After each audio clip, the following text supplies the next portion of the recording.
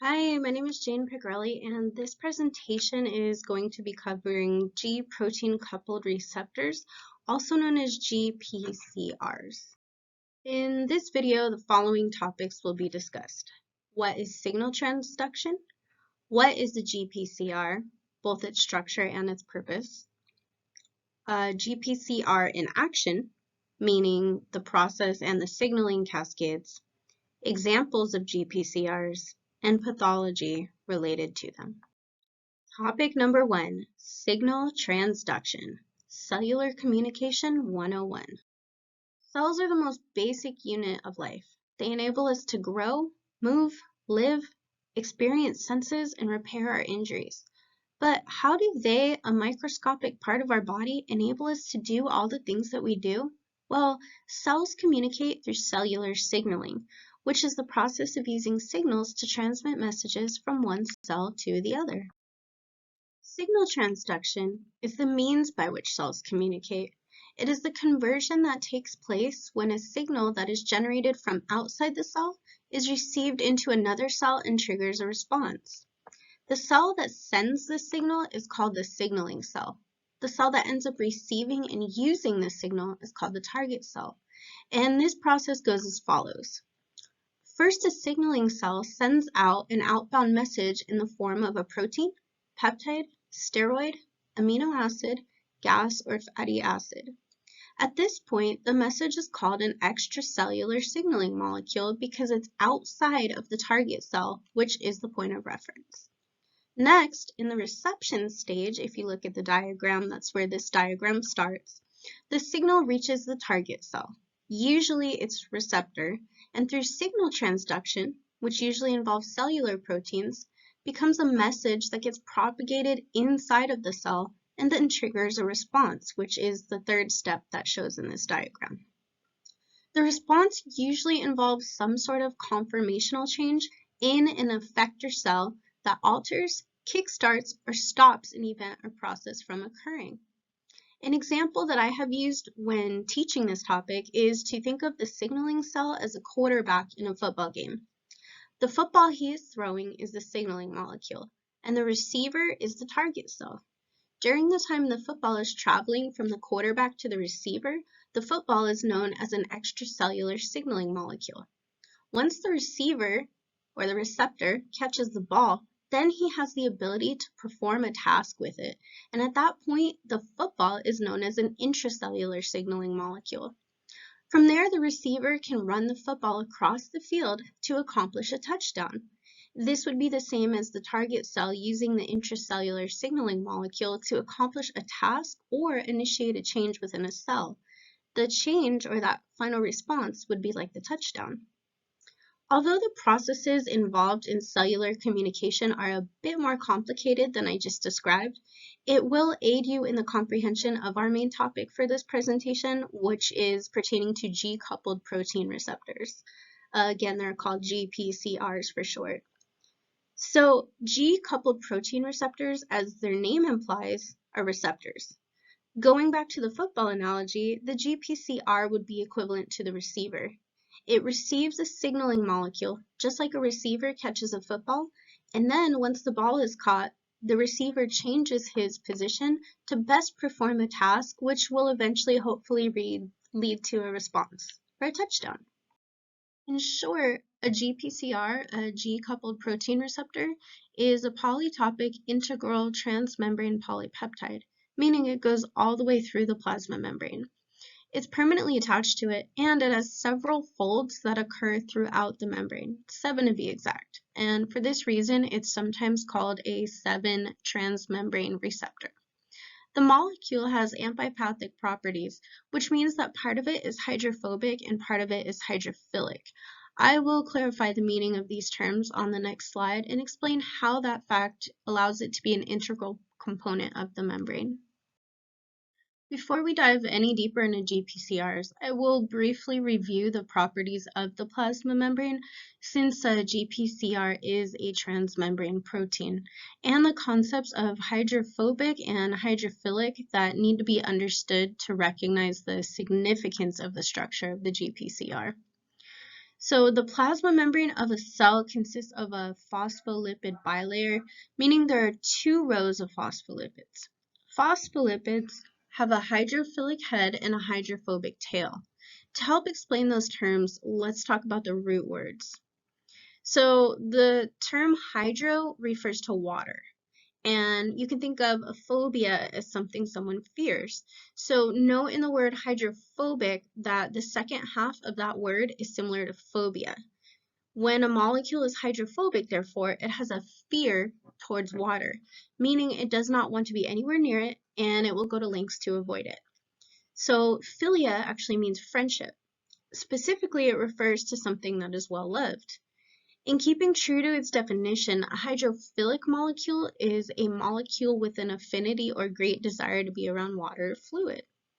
So looking at the composition of the bilayer of the plasma membrane, which is that picture of the circle, it looks like a circle surrounded by blue water, and also the plasma membrane, I also put a picture of it in the cell for you so you could see that's a slice of the inside of a eukaryotic cell.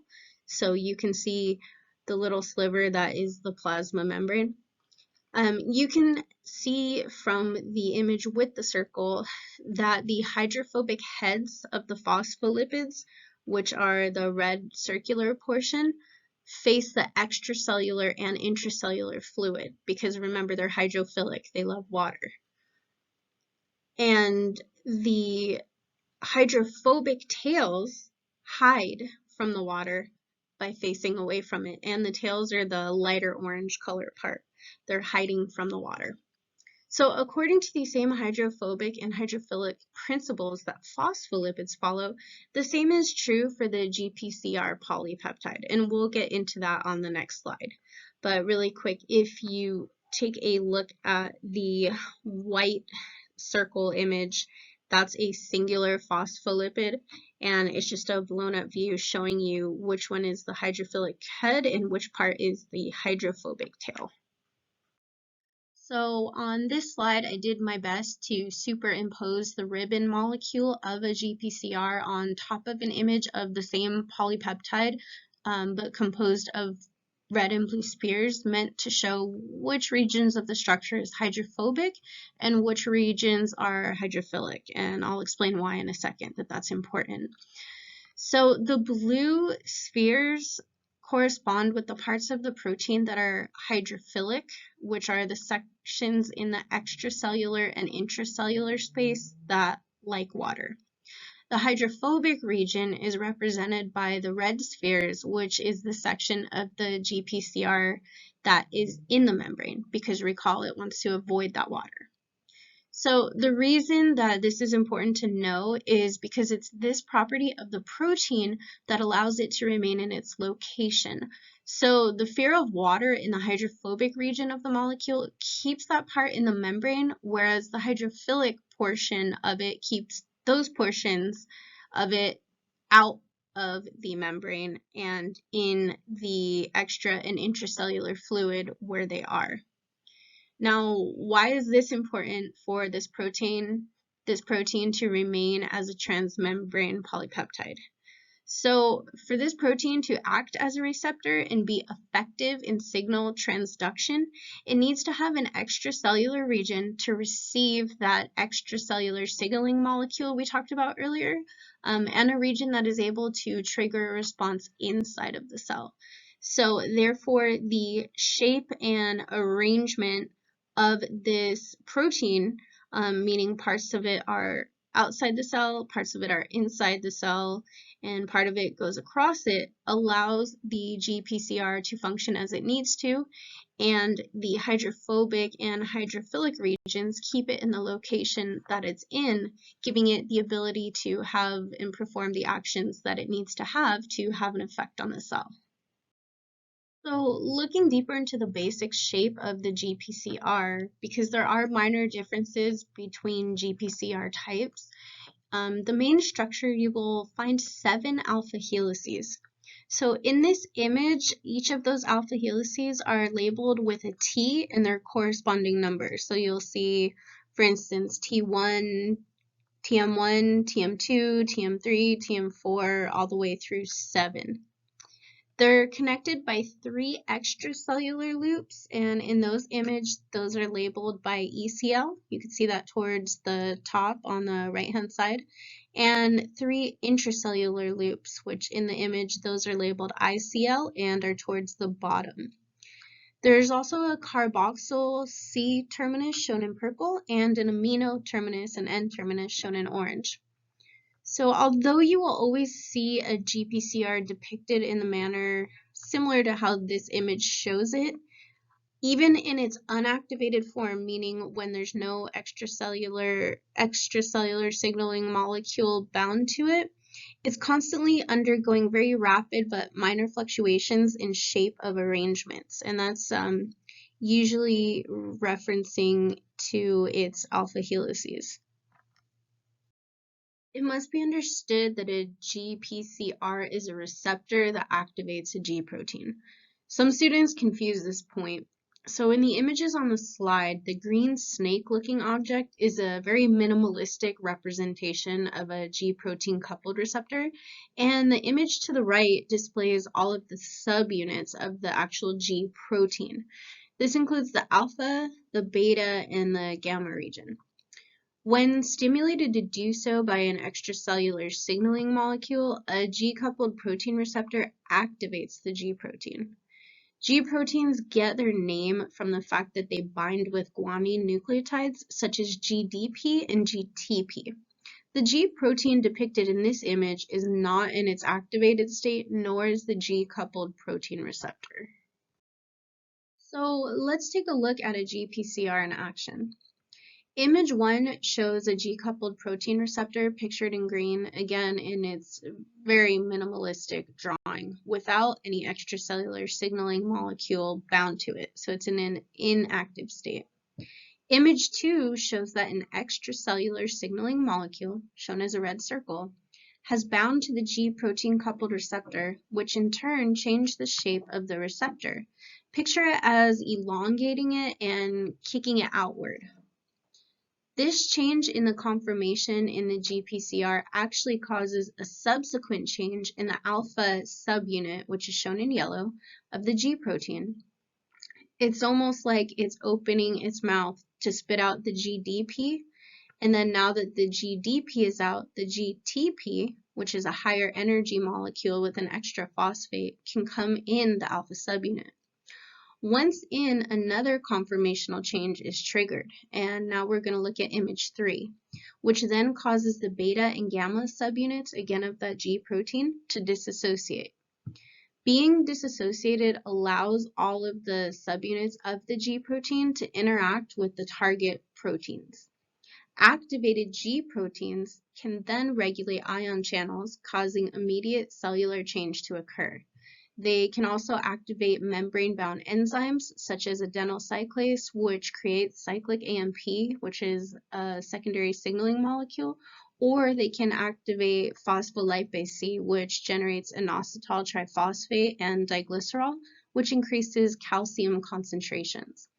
So the alpha subunit of the G protein has an intrinsic mechanism that performs GTP hydrolysis, returning the GTP back to GDP and resetting the G protein back to its resting state, meaning inactive.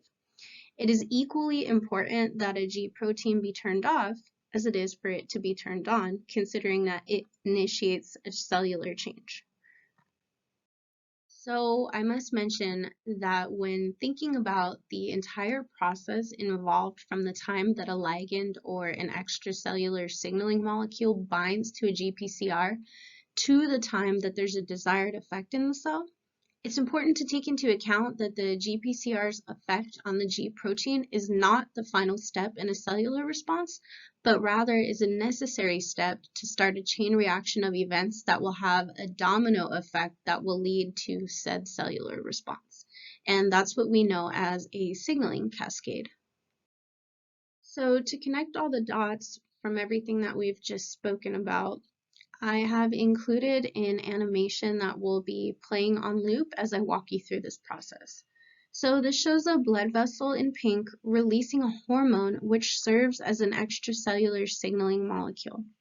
The GPCR, depicted in blue with an overall globular composition, receives the hormone at its active site. This then triggers a conformational change in the G protein coupled receptor, which allows it to then affect the alpha subunit of the G protein itself. This allows the alpha subunit to be able to exchange its GDP for GTP.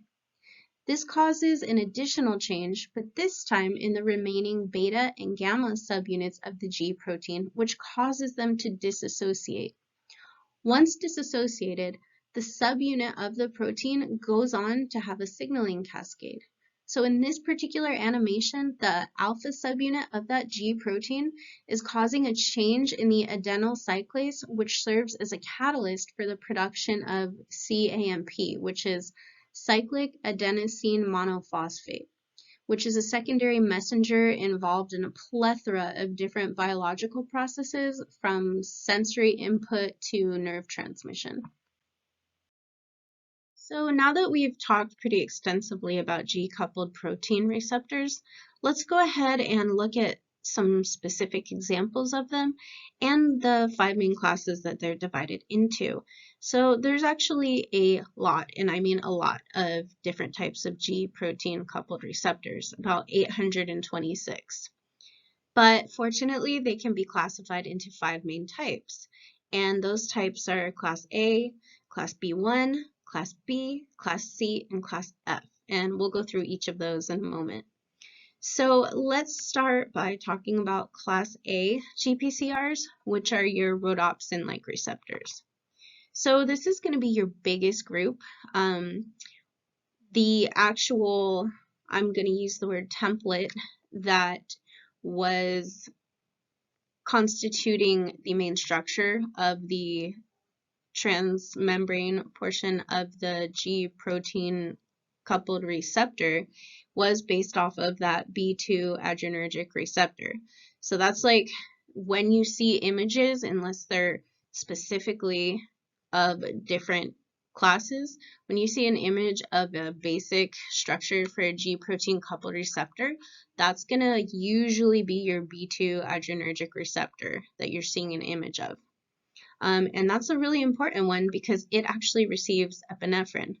And epinephrine is involved in heart rate regulation. But that's not all that this class does. So this class of GPCRs, class A, it's actually involved in a lot of biological functions, and they act as molecular switches in transmembrane bundles. And if you look to that column to the far right, it's connected to class A and it says examples.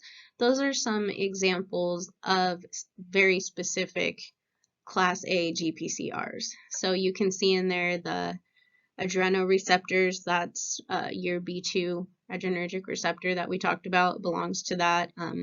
There's also histaminergic receptors, serotonin receptors. But let's move on to class B1, and that's in the secretin family. So these are receptors that are mainly involved in binding peptide hormones, and they're also involved in the pancreas in regulating the calcium concentration in pancreatic cells. But most importantly, they make a good target for many different pharmaceuticals, for different therapies, drug therapies. And some examples of those are the glucagon-like peptide 1 receptors, growth hormone releasing receptors. Then you have the class B GPCRs, and there's 24 members in the adhesion family specifically, and your examples are ADGRL1 and ADGRG1. Your class C GPCRs include metabotropic glutamate receptors, and you may have heard of supplement commercials talking about GABA. So GABA B receptors are part of this class. The last class is your class F GPCR, and that includes the frizzled and smothered receptors. So interestingly, this class was first identified from a dragonfly. And then later it was found that mammals have them too. Dragonfly is my favorite flying insect, so I found that as an interesting fact. Hopefully you did as well. But that's just a little summary of the main classes of your GPCRs, because for timing reasons, it wouldn't be wise to go through all 826 types. So Alzheimer's disease, or AD, is a neurodegenerative disorder whose victims possess symptoms that begin with changes in learning retention, mood, and memory that progress to a loss of normal functioning and death. Brain imaging of patients with this condition at a certain stage show amyloid plaques, and those are a buildup of fragments of proteins between neurons, and they show an accumulation of tau protein that forms thread-like tangles in the brain cell. These both disrupt normal brain function and lead to neuron damage and neuron death. So this neuron death can actually result in the appearance of a shrunken brain size in victims with late-stage Alzheimer's. And if you look at this image, you can see the difference between the left side of the brain in a healthy individual and the right side of the brain of an individual with advanced Alzheimer's. And you can see the difference in size.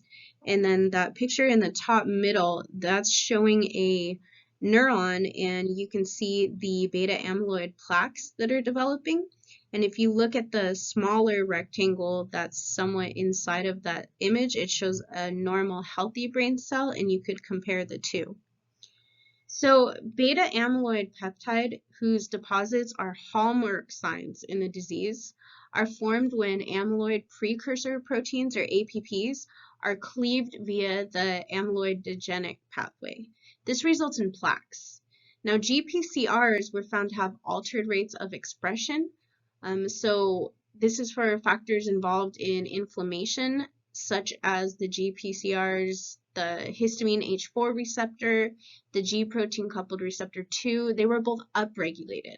And others, such as cannabinoid receptors, type 1, and gamma aminobutyric acid receptors and 5-HTP, were downregulated, which suggests a potential role in the progression of AD, and I'll get into that in just a second. So in addition, certain GPCRs, such as the muscarinic acetylcholine receptor and the delta opioid receptor, are involved in the regulation of the activity of BAC1. Now that's an aspartic protease that initiates a beta amyloid peptide generation. Therefore, if the GPCRs involved perform faulty regulation of beta amyloid peptide expression, this could be involved in excess plaque formation and progression of the disease in this manner. So we have discussed in this presentation the basic processes involved in signal transduction, from the reception of an extracellular signaling molecule to the conformational changes it causes and the eventual signaling cascades that occur that lead to cellular response. We then went on to learn how G-coupled protein receptors, due to their hydrophobic and hydrophilic regions, are able to remain as an integral transmembrane protein with its water-loving regions making up the portions that are in the extracellular and intracellular fluid, and the hydrophobic regions, those water-fearing regions, lying inside the membrane. We reviewed the basic 7 transmembrane structure that makes up all GPCRs, including pointing out their N-terminus and C-terminus, and how each alpha helical section is labeled. Next, we made sure to distinguish between a GPCR and a G protein and describe the structure of the latter as having an alpha, beta, and gamma region. We spoke of how once a ligand, or extracellular signaling molecule, is bound to the GPCR, that a conformational change occurs in it that then triggers another conformational change in the alpha subunit of the G protein, which then allows it to exchange GDP for GTP, which that provides that energy needed for the beta and gamma subunits of the G protein to disassociate and free it to interact with other molecules to trigger a signaling cascade, such as the one that the animation we watched depicted. We described the several classes of GPCRs and finally dove into the pathology of Alzheimer's disease and explained how the G protein coupled receptors that regulate some of the processes involved in beta amyloid peptide generation may be faulty and contribute to disease progression. I hope this presentation provided you with additional insight into the structure, function, and importance of G protein coupled receptors. Have a wonderful day.